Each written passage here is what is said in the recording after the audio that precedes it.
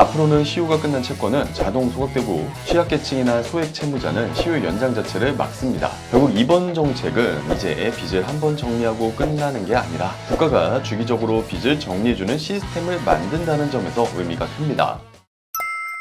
시니어 정보의 모든 것, 걱정 마옴바 첫째 아들입니다. 지난번 영상에서 10월부터 시작되는 장기 연체자 대상 빚 탕감 정책 알려드렸죠. 그런데 이번엔 그보다 더 근본적인 제도 개편이 발표됐습니다. 이전엔 한번 정리하고 끝나는 일회성 정리였다면 앞으로는 주기적으로 빚을 정리해주는 시스템이 만들어집니다. 그동안 수십만 명이 시효 지난 빚에 시달리며 계속 연락받고 추심당하고 신용 기록에 묶여 살았습니다. 이번 정책은 그런 삶에 확실한 마침표를 찍는 정책입니다. 오늘 영상에서는 소멸시효가 뭐고 왜 중요했는지, 그동안 어떤 관행이 문제였는지, 이번에 뭐가 확 바뀌는지 하나하나 아주 쉽게 풀어드릴게요. 본격적인 영상 시작 전에 구독, 좋아요 한 번씩 눌러주시고요. 오늘의 걱정 마음바 힘차게 시작합니다.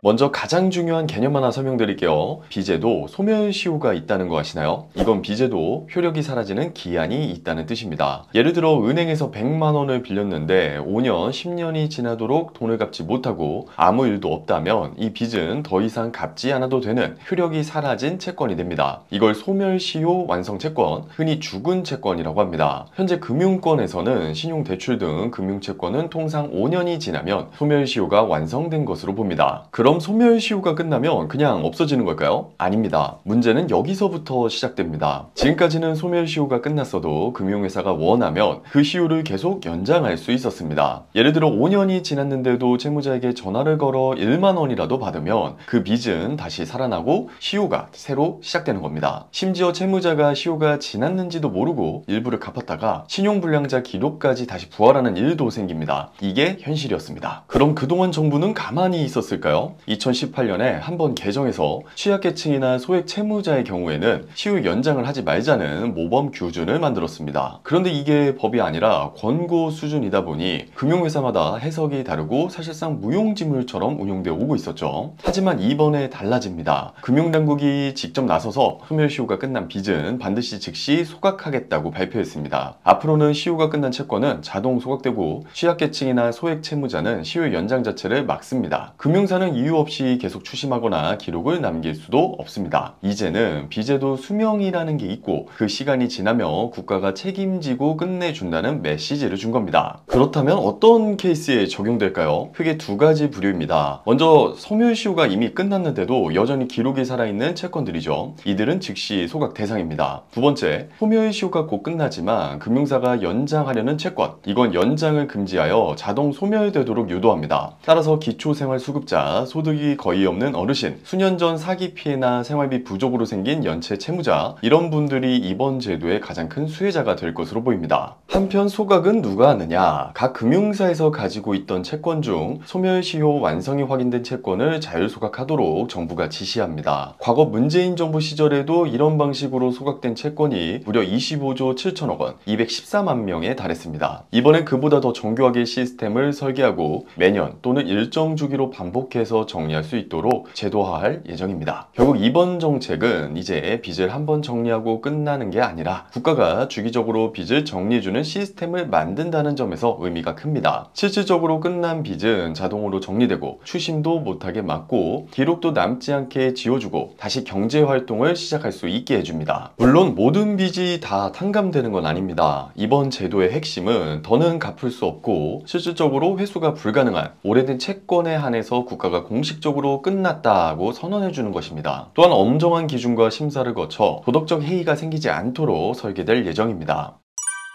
엄빠님들, 혹시 이런 경험 있으신가요? 10년도 넘은 카드빚인데 아직도 연락이 온다, 전화 오길래 몇만 원 입금했더니 다시 신용불량자 됐다, 이런 분들 이번 제도에서 반드시 확인해 보셔야 합니다. 소멸시효가 끝났는데도 기록이 살아있다면 이제는 정리할 수 있는 길이 열렸습니다. 그리고 무엇보다 중요한 건 앞으로는 이런 일이 반복되지 않도록 제도가 한 번이 아니라 계속 돌아간다는 점입니다. 걱정마 엄빠는 이런 변화가 단지 법이나 규칙의 변화가 아니라 누군가에겐 인생의 숨통을 트이게 하는 진짜 희망의 소식이라는 걸 알고 있습니다. 오늘 영상이 도움이 되셨다면 구독, 좋아요, 알림 설정 부탁드리고요. 다음에 더 알찬 소식과 함께 다시 찾아뵙도록 하겠습니다. 감사합니다.